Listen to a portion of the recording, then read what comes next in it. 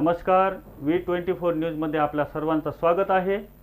Video like करा, channel subscribe करा। बघूया पुढील बुलेटिनमध्ये।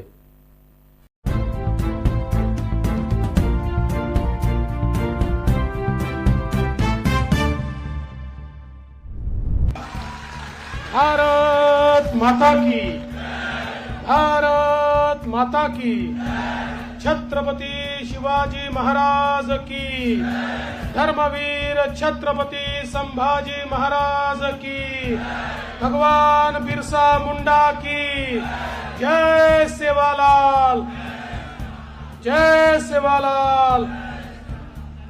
हिंदवी स्वराज्याचे सरसंस्थापक छत्रपती शिवरायांना मानाचा मुजरा करतो। भारतीय राज्यघटनेचे शिल्पकार भारतरत्न डॉक्टर बाबासाहेब आंबेडकर यांना मानवंदना अर्पित करतो।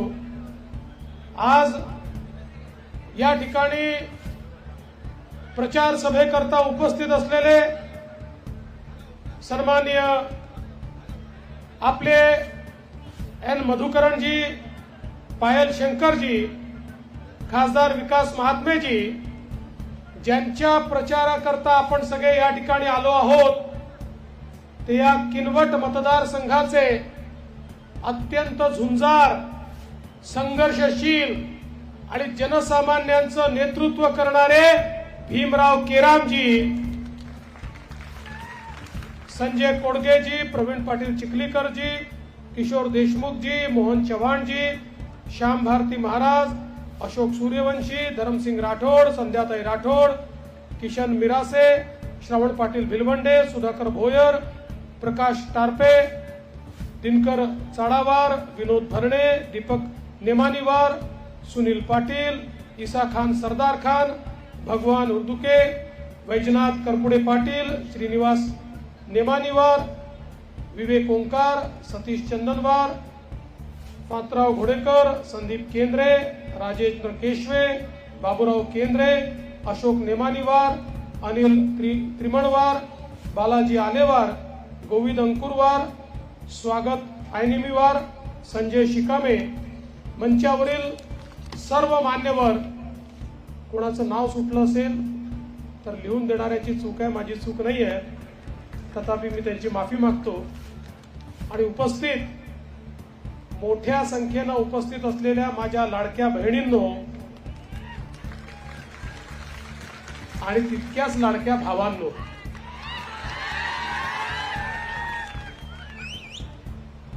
आज किनवट मतदारसंघामध्ये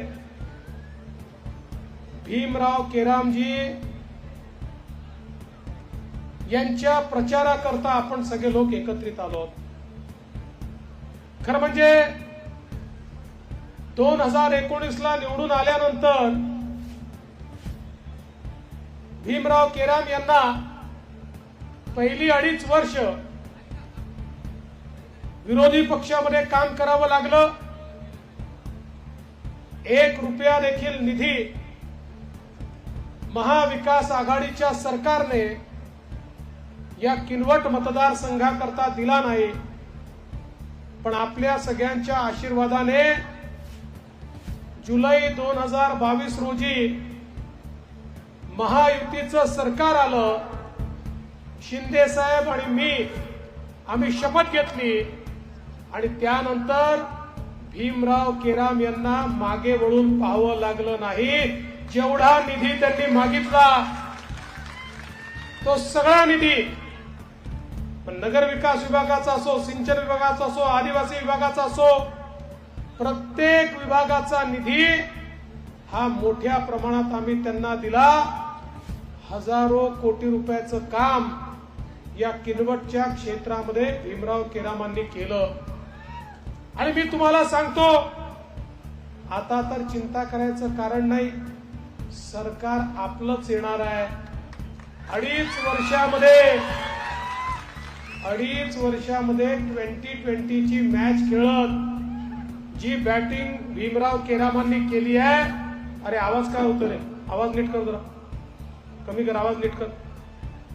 ही जी बॅटिंग त्यांनी केलेली आहे, आता 5 वर्षाकरता सरकार आल्यानंतर किनवट मतदारसंघातला एकही प्रश्न शिल्लक ठेवणार नाही हे सांगण्याकरता या ठिकाणी मी आलो आहे. आपल्याला माहितीये 4 उच्च पातळी बंधारे वर्षानुवर्ष मागणी, धानोडा, मारेगाव, चिलवट, उनकेश्वर, जवळपास 232 कोटी रुपये उनकेश्वरला आपण दिले. 15 वर्षापासून मागणी प्रलंबित होती. भीमरावजी आले, एका झटक्यामध्ये पैसे देऊन टाकले आणि त्या ठिकाणी याचं सगळं काम आपण सुरू केलं. आज या उच्च पातळी बंधाऱ्यांमुळे या किनवट माहूर क्षेत्रामध्ये इतक्या मोठ्या प्रमाणात सिंचनाची सोय तयार होणार आहे की माझा जो शेतकरी आहे या शेतकऱ्याची शेती ही बागायती शेती त्या ठिकाणी होणार आहे आणि शेतकऱ्याच्या जीवनामध्ये परिवर्तन होणार आहे. हा संपूर्ण परिसर हा त्या ठिकाणी पाणीदार होणार आहे. अशा प्रकारचा निर्णय आपण घेतला आणि हे घेत असताना एक प्रामुख्यानं मागणी त्यांनी ठेवली की निम्न पैनगंगा धरण आहे त्या पद्धतीनं तुम्ही केलं तर माझी 95 गावं त्या ठिकाणी बुडतात. या 95 गावातला गोरगरीब, आदिवासी, दलित, ओबीसी सगळ्या लोकांची मागणी आहे की तुम्ही हा प्रकल्प रद्द करा, हा प्रकल्प बदला, यातनं आमची 95 गावं वगळा. मी बैठक घेतली आणि बैठकीमध्ये निर्णय केला की 95 गावं वगळून टाका आणि त्या ठिकाणी नवीन पद्धतीनं उच्च पातळी बंधाऱ्यांच्या माध्यमातून आपल्याला त्या ठिकाणी पाणी अडवून ते पाणी कसं शेतकऱ्यापर्यंत पोहोचवता येईल हा प्रयत्न आपल्याला करायचा आहे. केराम साहेब 2.5 वर्ष तुम्ही चिमटा चिमटा चिमटा म्हणत होते. तुमच्या चिमट्याला आम्ही चिमटा घेतला आणि त्या ठिकाणी लोकांना आम्ही मुक्त केलेलं आहे. त्यामुळे कोणीही तुम्हाला काहीही खोटं सांगत असलं विश्वास ठेवू नका. मी पाटबंधारे मंत्री आहे, मी इरिगेशन मंत्री आहे. मी घेतलेला निर्णय आहे या 95 गावच्या लोकांना विस्थापित करणार नाही. हा निर्णय आपला झालेला आहे. खरं म्हणजे मला एक गोष्ट सांगितली पाहिजे, या संपूर्ण मराठवाड्याला दुष्काळ मुक्त करण्याकरता आपल्या सरकारने केलेलं जे काम आहे इतिहासामध्ये लिहिलं जाईल, इतिहासामध्ये. कारण मराठवाड्याच्या गोदावरीच्या खोऱ्यामध्ये जवळपास 50 टीएमसीची तूट आहे आणि म्हणून आमचा संपूर्ण मराठवाडा हा सातत्याने दुष्काळी भाग म्हणून केंद्र सरकारकडे आणि राज्य सरकारकडे त्याची नोंद आहे की महाराष्ट्रातला दुष्काळी भाग कोणता, तर मराठवाडा हा दुष्काळी भाग आहे. अशा प्रकारचा कायम दुष्काळी म्हणून ही नोंद झाली आहे. पण आपण निर्णय केला मराठवाड्याला दुष्काळी ठेवायचं नाही.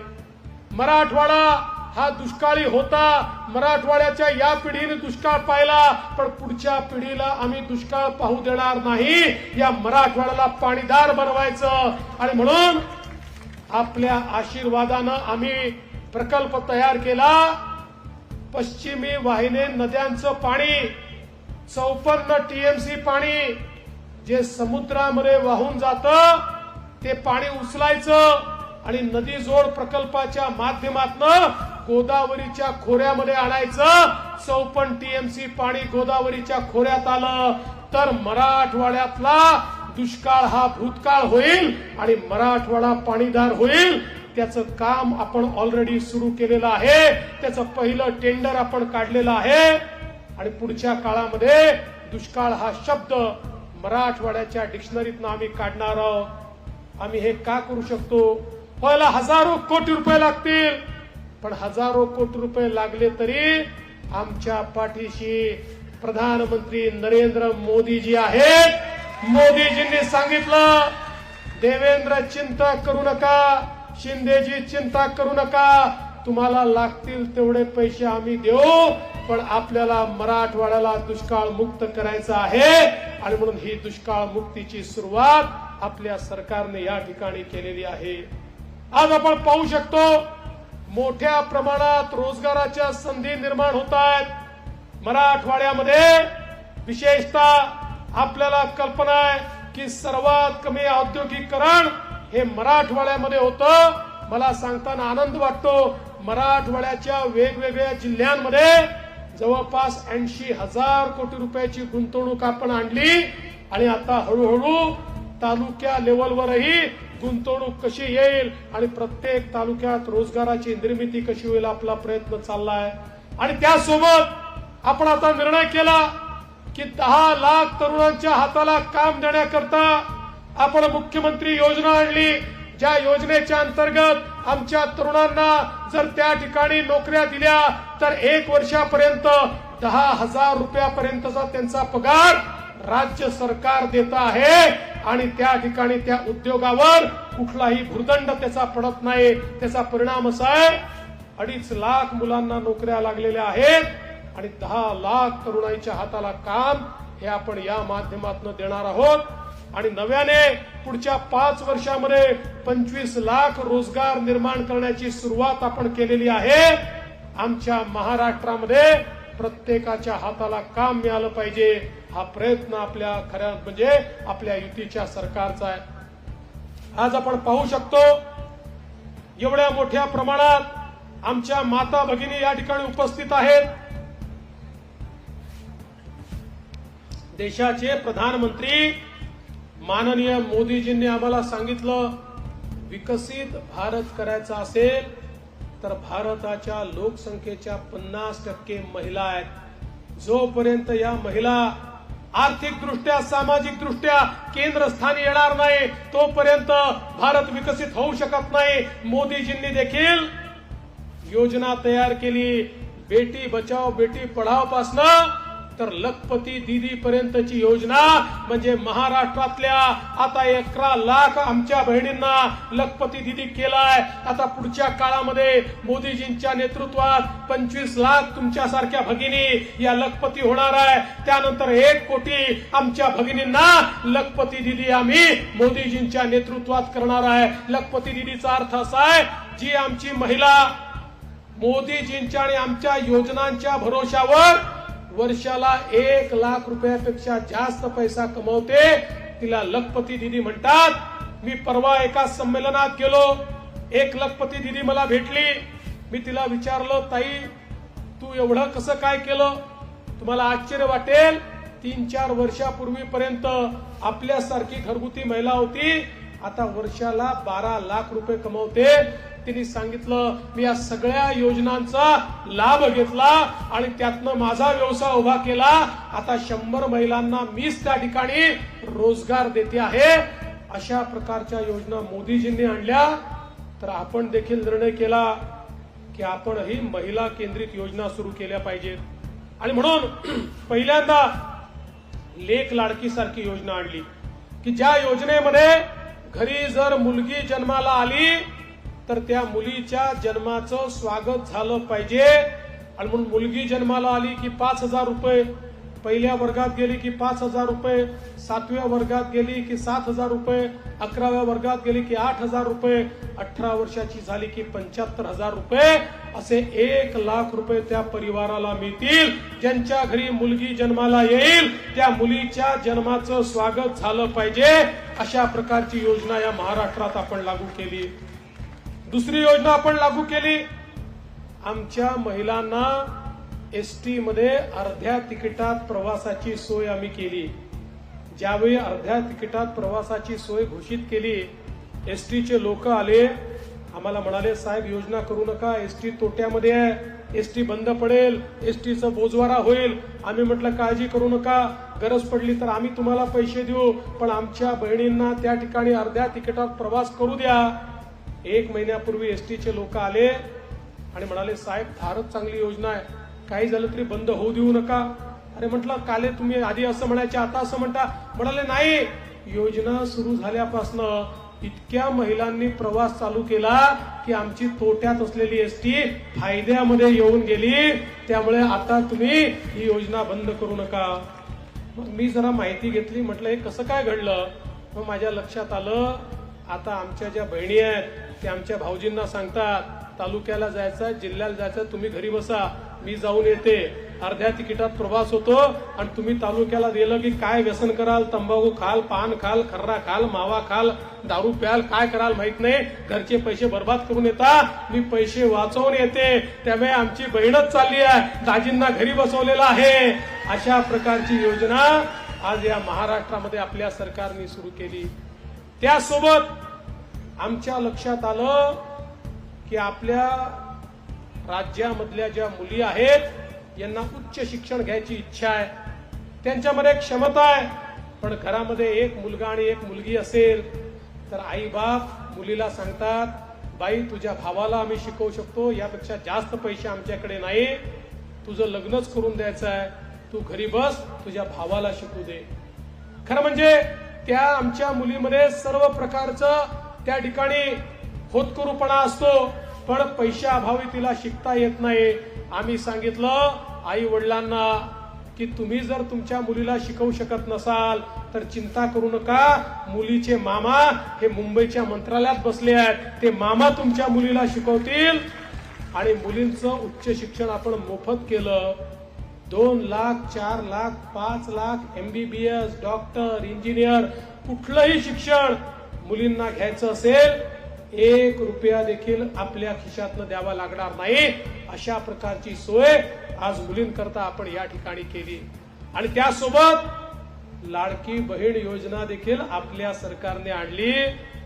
आम्ही ज्यावेळेस लाडकी बहीण योजना आणली त्यावेळी महाविकास आघाडीचे लोक आम्हाला म्हणायचे ही योजना यशस्वीच होणार नाही, एवढ्या लोकांपर्यंत जाणारच नाही, खात्यात पैसेच पोचणार नाही. त्यांच्या नाकावर टिचून 2.5 कोटी लाडक्या बहिणींच्या खात्यामध्ये नोव्हेंबर पर्यंतचे सगळे पैसे हे आपण जमा करून टाकले. पण लाडक्या बहिणींनो, जसे आम्ही तुमचे सख्खे भाऊ आहोत तसे काही तुमचे सावत्र भाऊ देखील आहेत. हे महाविकास आघाडीवाले सावत्र भाऊ कोर्टामध्ये गेले, कोर्टामध्ये उच्च न्यायालयात गेले, ऑफिशियल गेले आहेत, ऑफिशियल, कोणी प्रॉक्सी नाही. यांचा जो प्रमुख आहे तो कोर्टात गेला आणि कोर्टामध्ये जाऊन त्यांनी त्या ठिकाणी सांगितलं लाडकी बहीण योजना, लेक लाडकी योजना, एसटीच्या प्रवासाची योजना किंवा मुलींच्या शिक्षणाची योजना, या सगळ्या योजना पैशाचा चुराडा आहे. कोर्टाने या योजना बंद कराव्या म्हणून याकरता महाविकास आघाडीचे लोक हायकोर्टमध्ये गेले.